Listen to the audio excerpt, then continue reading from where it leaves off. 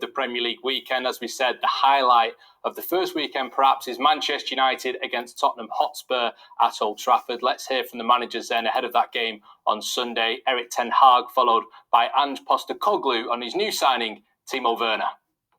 You've obviously had a lot of injuries to deal with over recent weeks and months. What's the situation heading into Spurs? Anyone back? Anyone unavailable that we're not expecting to be? I don't know. What do you expect? Lots of injuries? No.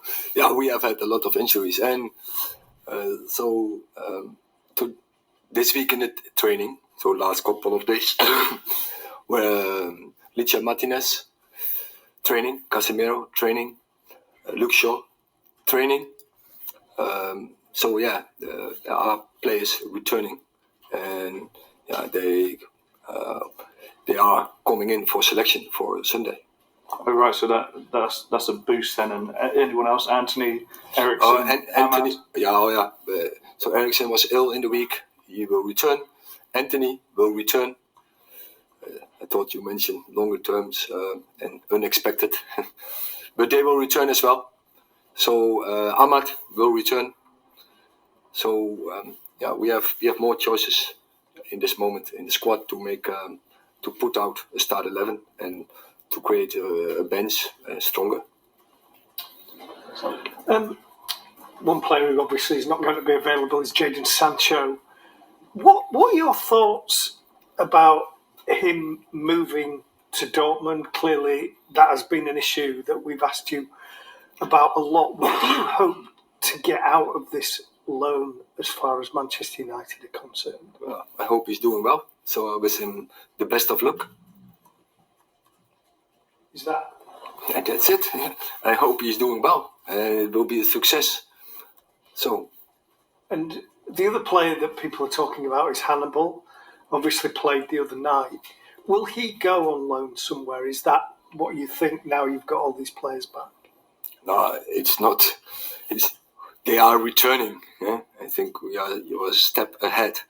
So when I talk about Martinez returning, Casemiro returning, for instance, but they were a long time away. Mason Mount will return, will take a little bit longer.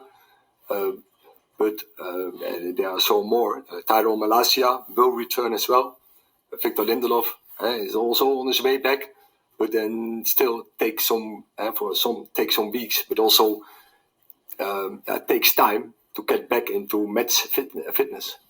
So, sorry, is Hannibal going to go on loan? Oh, when we have the news, we will tell you. Erik, you talk about the players returning. How much of a relief is it that you're finally getting more players back, more options? Nah, I'm not sure. The word relief is the right thing. First, it has to happen, that they are back, and but it is positive that they are back on the training ground, and that they go back to the team, and then to 100% match fitness. Just one up on Simon's question about Jadon Sancho. What does he have to do at Dortmund to get back into the first team at Manchester United? I replied yes. I think it's enough. Erik, Tottenham obviously provided stiff opposition when you played them earlier in the season. What do you make of them, and what do you see in the job that Ange Postecoglou's done to change the way they play? Oh, it's definitely different. So I think it's a really big compliment the way they played. So he changed the environment there. They play really proactive. It's very enjoyable to watch them with a lot of dynamics. Very proactive. And they combine it with good results. But also when we play them over there, and I think that is what we can take. We can take belief out of that. That in the first, I would say, especially 35 minutes, we dominate them, and we should have go in the lead, but we didn't. And so we have to make our own luck, and we have to take control of the game, and then we have to finish the chances. And in terms of what you now want to achieve in the second half of the season, you talk about players coming back, returning to fitness, giving strength to the squad. You've got a mini break coming up as well after this game. How much does it affect what you want to achieve, the results of this game? Sunday is most important, and I don't look further in that, as that. And in the background, of course, we organize. We know we have to prepare, say, second season half. And I know, so we have to make the best program for all the players. And so we have a group of players who have to make the last step into match fitness. So they need a different program than the players who are all the time were available and had a tough program in 2023. So there will be a little bit different approach in the coming weeks going up to the next FA Cup round. Thank you. Just talking about injuries, you said a couple of weeks ago that you'd had 10 different centre-back combinations this season. How important is it for you to have a kind of a settled back four in terms of the rhythm of the team and kind of their composure? What you actually want is a team with stable, and so it doesn't matter that you have to swap one player from one game to the other game, or maybe two, but not so many swaps as we were forced to in the last, I would say, year. And I said previously, even over my total course here, we didn't have the opportunity to play so often in a fit squad that you can pick the team. It depends on the approach you want to take to a game. Okay. You mentioned Anthony's back. He's a player that you know well. When you bought him, the club backed your judgment and paid a big price for him. But this season, he has no goals, no assists. Are you surprised at that? And how do you explain how he's struggled to adapt to the Premier League? Because obviously you knew at Ajax. Can you explain why that is? And can you understand if fans are losing patience with him because he's not delivered on the fee yet? I can explain. I think it's very simple. I think his off-field issues stops him playing because. So I don't agree. I think first year was okay, and I think pre-season was very okay. First 4 games were very good. For instance, I've seen the game against Spurs back. He was playing a very good game over there, but from the moment off, he was out, and then he came back. He didn't deliver the performance we should expect from him, and he can do so much better. And if you mention Ajax, also I look back there. So his effectiveness, so his end product was very high there. Also Champions League, very high. So I'm sure he's capable of doing this by bringing key actions, key passes, the crosses, the finishing. So his end product in Ajax was very high, and he should return to that levels. But of course, Premier League is more difficult. But he's capable of doing it. But you still think he's been troubled by the off-field issues? You mentioned that. Do you still think that's mentally? It has to have an effect. Yeah. It has to have impact on him, definitely. And so he has to deal with that. So he cost them.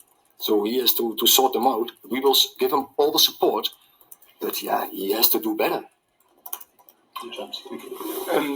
Erik, Dave's mentioned Anthony there, and some of the other guys have mentioned Sancho. The club signed 13 players for more than £50 million in the last 9 or 10 years. Pogba, Anthony, Maguire, Lukaku, Sancho, Casemiro, Højlund, Fernandes, Di Maria, Martinez, Mount, Wan-Bissaka and Fred. Obviously, there's a couple there that it's still early days with. But why have so few failed to really deliver for the price tag and the expectations on them? And how important going forward is that if players are brought into this football club for big money, that they really do justify that price tag? Now, first of all, and I've said it more early on, so playing for Man United is so much different than playing for any other club. it's so much more difficult to play for Man United and to perform for Man United as you can do for another club. So you need very strong character to perform and to deal with high expectations. And of course, when then the price is too high or high, then the expectations will rise even more. So you have to you need even more strong characters. But and I said it previously, but this is the best club you want to play for. This is the best challenge you want to go for, and so I would go for the challenge if I had a choice to make if I was a player and the opportunity came up. So, but be aware, it's, and I don't want to mention a particular club, but it's so much easier to perform in many of in a lot of clubs than as for Manchester United. But if you look, say, at City, who have spent similar amounts on, I think they've signed, looking at 15 players for more than 50 million. Grealish, Guardiola, De Bruyne, Diaz, Rodri, Laporte, Cancelo, Haaland, Doku, Mendy, Stones, Kyle Walker. Like, a lot of those players have really delivered for the money. I mean, there's a huge contrast in the success of City's big money signings and United's big money signings. Is it an identification issue that you may be targeting the wrong players? So I know that everything is very highlighted in the moment. The performers are not there. But don't forget, last season, everyone was telling, hey, the signings from Manchester United were very good. Because as a team, we performed. Everyone was telling how great Licha Martinez was doing. How everyone was telling me, Christian Eriksen is a top signing. Malaysia, very smart. Then we had Anthony, was doing okay. So I want to say, Casemiro, brilliant. Everyone was telling last season, and so it's really what we judge them in the moment, and I think all the signings are top players, and what we have to find now is a way that we perform as a team. So then as a club, and then you will judge them very differently. And we have to understand and to acknowledge, we have to do it together. And so we have to be on the same page. We are in the same boat. We have to perform together. And then all those players, they are very good signings. Yeah, from last week, last game, Ben Davies obviously came on with hamstring, so probably looking at about a month or so for him out.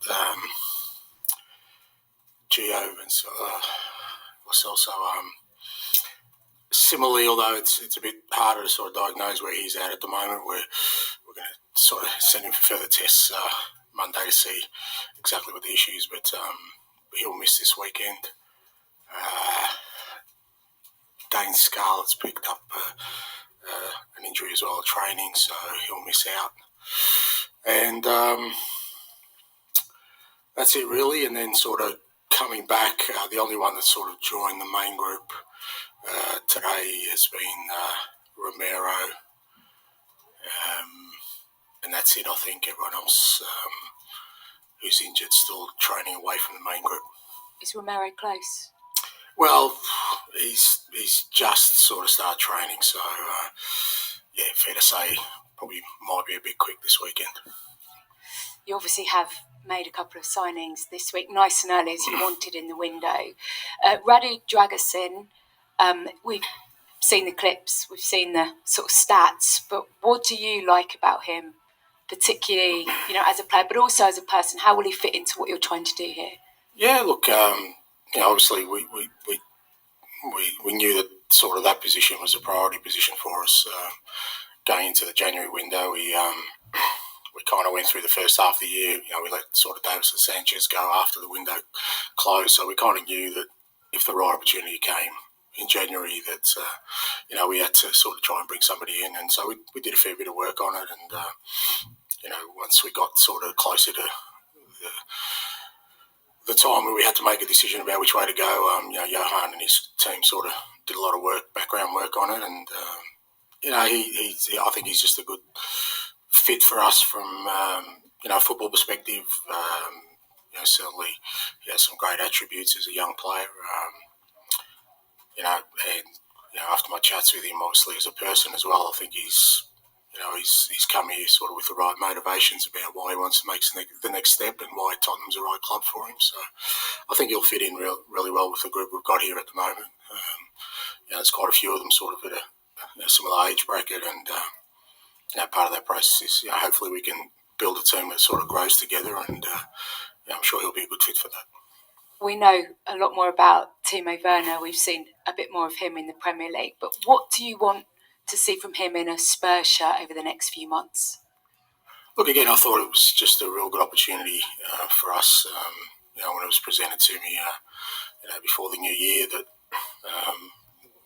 we kind of knew, particularly with Sonny going away for such a period of time, and we still felt we probably needed another player in the front third, and whilst centre back was a priority, if a good opportunity came, we wanted to move fairly quickly. And again, I had a good chat to Johan about it, and I thought Timo would be a really good fit for us stylistically.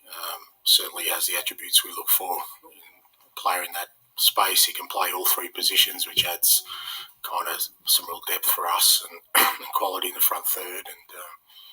And again, after I had a chat to him, he's really motivated. He really likes the opportunity that Tottenham can give him in terms of where he's at in his career, and I think he can add to us as a group.